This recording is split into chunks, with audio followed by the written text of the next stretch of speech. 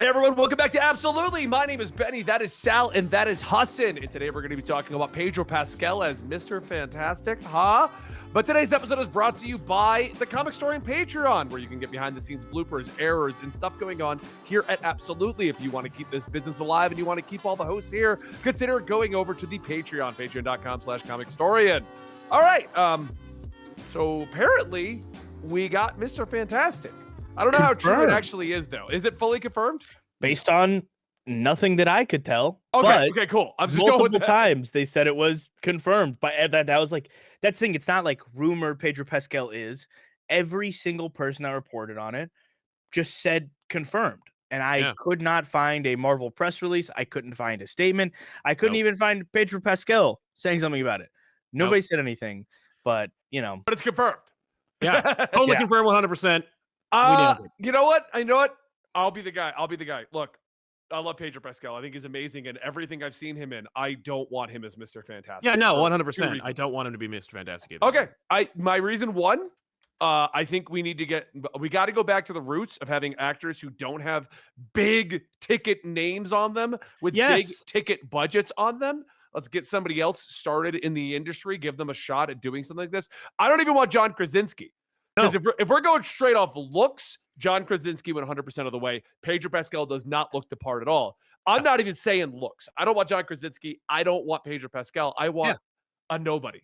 Glenn Howerton. Glenn Howard would be great. What do you think? Because I know you're a fanboy.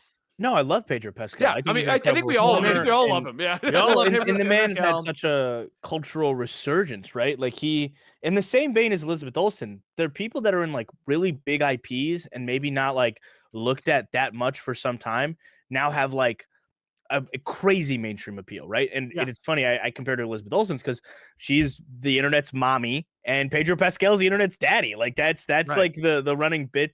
And it's funny because they both get asked that in an interview. How do you feel being internet's daddy? How do you feel being and they all said the same way. He goes, Pedro Pascal's a little sillier where he was like, I'm the daddy? Okay, I love it. And then when Elizabeth Olsen would plead ignorance, be like, I don't know what that means. I've never heard that term before in my life. He's great, man. He'd be fun in the role.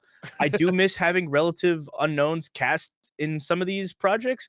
At the same time, Marvel, because of their clout, I think now is pulling from the A-list pool, and they want to continue to.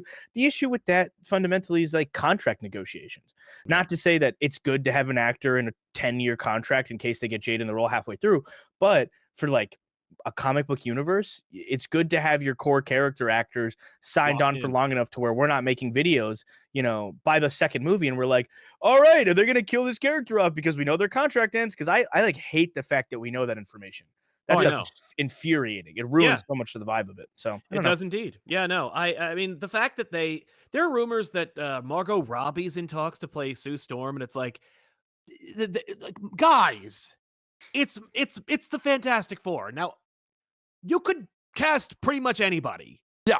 It doesn't have to be like the largest names you could. The movie doesn't have to cost $100 million just for the cast. Well, that's what my argument is. Like we've already agreed for a while that these Marvel movies need to stop ballooning these budgets. Yeah. And the first way you do that is stop hiring on people who have ballooned salaries. Pedro Pascal is great and he's amazing. And because he is not cheap. Right, like you're getting him post Mandalorian season 3. He isn't even in the suit anymore. Like Last of Us is like one of the most revered shows out there. He's in that one as Joel. And he's got a ton of movies where he's huge. Isn't he Narcos too? Is that where he got started? Is it Narcos what I'm thinking of? I don't know. No clue. I know him as Oberyn Martell from Game of Thrones first. That'll do it. Yeah, he was in Game of Thrones. Like at this point, he has too much in his like wheelhouse. Yeah, you can't do it. Yeah, no. I'm just like, I think he's great. Narcos. Narcos is the show that I remember really starting to see him pop up. I just don't see him as Reed, and it's not. This is not one of those things where it's like, Michael Keaton is Batman. I just don't see it. I'm gonna have to wait and see. Oh no, Ben Affleck is Batman. Like no, this is. You are choosing him because he is a name. Yeah. It's Benedict Cumberbatch all over again. Because I love Benedict Cumberbatch. He has done a great job with Doctor Strange. I am amazed he hasn't been like, I'm too big for this and like walked off. But they didn't have enough faith in the Strange property to cast anyone who could lock into like a 20 picture deal. They cast that guy who was at the peak of his cultural awareness, and as a result, they had to pay a higher rate. Yeah. In this case, and I'm not like worried about Marvel having to pay high rates. I'm just saying, like, you're clearly only casting Pedro Pascal if you are indeed casting him because he is named Pedro Pascal. You Oh, are not straight doing up. it because he's great. Well, and I don't know, man. I think that there's a world where Pedro Pascal's like incredible in this role, but based on like what he's doing and the amount of projects he's on and how his like availability would be, because Reed Richards is a guy you want in your other projects. You Yeah. want to build that Reed Richards Spider-Man dynamic down the line, right? You want to have him, show up as the multiversal council of Reed or whatever. You want to Yeah. do that. And it's all about availability. I think Pedro Pascal, if he had time, would be fantastic. But there's a lot of people that would be fantastic. I don't think Reed Richards is such a hard guy to cast. No, period. I think no. he's like they like think about the people that have been thrown out. Adam Driver passed on the role. He was offered it. Okay. Then John Krasinski being offered the role loosely for a little bit, and now Pedro Pascal. Look at what they have in common. They're men. That's it. Name one more thing. Nothing. Well, 'cause no, he's I not- had no idea where you were going with that. they're You're men. like, No, they're I meant there's men. I'm literally like, nothing going on. No, I the meant, other like, thing it's is such they an are uninteresting thing. names. They're people other people can name. That's Yeah. it. Yeah. They are they're men with careers. Yeah. I mean, why Somebody don't in we our go- why comments don't we section go just said someone- Rahul Kohli. That's a great casting for Mr. Yeah. Fantastic. Think about Yeah. him. I don't see why we don't go the ultimate route. If you're bringing in Fantastic Four, they've never been mentioned. It's going to be hard to believe that there's a 45-year-old super genius out there. Why do we bring in a 25-year-old and go the ultimate Fantastic Four route? Like, Please. keep them young, and then he can Yeah. age into the role. Like you said earlier, we Wouldn't that bring be in a nice? no-name actor. They age into it. They can go evil. Imagine building him up for like 6 years, and instead of the Wanda spin, which made no sense, him going evil makes sense because he's too smart. That's part of the whole thing. I mean, Absolutely, but it's you also can do like any people number like- of ways. But yeah, I mean, how well is that arc received in like comic book media? Because I don't even remember. Like, I didn't read much of it when he was the Ultimates universe. I read a lot of Spider-Man in the Ultimates, but I didn't read a lot of the rest of the Ultimates. So Nobody's really against it. The Maker is a great villain now. People, Yeah. I think Yeah. the only I problem remember with him the being Maker Maker now because is he's still relevant as Maker, and the rest of the world is gone. But yeah. Well, the only problem I think people have with the Maker at this point is it's kind of like the Batman Who Laughs situation, where once his original purpose was done, they're like, well, he's such a good villain, we got to keep him around, and he's just kind of spun his wheels ever since then. Like, God. yeah, I had a plot over in Donny Cates' Venom. I'm gonna make a symbiote, and it's gonna let me go to the other universe. Like, what are you doing? What are you Yeah. doing, man? no, I know. It's Yeah. yeah. I'm disappointed. I'm thoroughly disappointed. Not because I don't like him, and not because I don't think he'd do a good job. It's just like it screams desperate and lazy Yeah. to me. It really Yeah. does. And I know maybe for you guys, like Fantastic Four is something that's like really exciting to get into the MCU, and like as like longstanding comic book readers, it's like a great world building thing. They're just an incredibly important team. I'm a person that is definitely more movies, other media than comic books, especially when it comes to Marvel. When it comes to DC, I read a lot, but when it comes to Marvel, I don't. I don't really care about the Fantastic Four. Like, I don't. I like Johnny Storm and Spider-Man's friendship. Yeah. And I love Doctor Doom, but that's about my line of like really caring about it. So I'm They need. one of the viewers that's like Pedro Pascal, cool, John Krasinski, cool, Penn Badgley, Rahul Kohli. Well, that's Rahul Kohli. I'll shit my pants. I love that guy. But everybody else, like, cool. I'm very indifferent. I still want to see these movies, and I'm excited to see like what comes of them. But at the same time, I'm like, this doesn't matter, man. Cast whoever you guys want, release the movie, market it well. Hopefully, it makes a lot of money. Yeah. I agree. It's an uphill battle because you are not in the minority about people who either don't care about Fantastic Four or are not terribly aware of the Fantastic Four. And so you need to do something to build that brand and build those characters up because, like, let me tell you, as a comic book fan, as a Marvel fan, the joy of seeing Ben Grimm show up in other things is palpable. It is in the blood of every Marvel fan that, oh, Ben Grimm makes everything better. So like when you need to cast someone pitch perfect for that role. Sue Storm can be and often is a super cool, powerful, awesome female empowerment character / member of her own team and family. Again, great opportunity there for a female character in the MCU to stand up above the rest. And Reed is a tough nut to crack because the easiest joke you can make is that Reed is a monster or a jerk. Like, it's the quickest and easiest joke you can make about Reed Richards. And it's very easy to fall down that rabbit hole. He's easy to write as a jerk because he is smarter than everybody else. Yeah.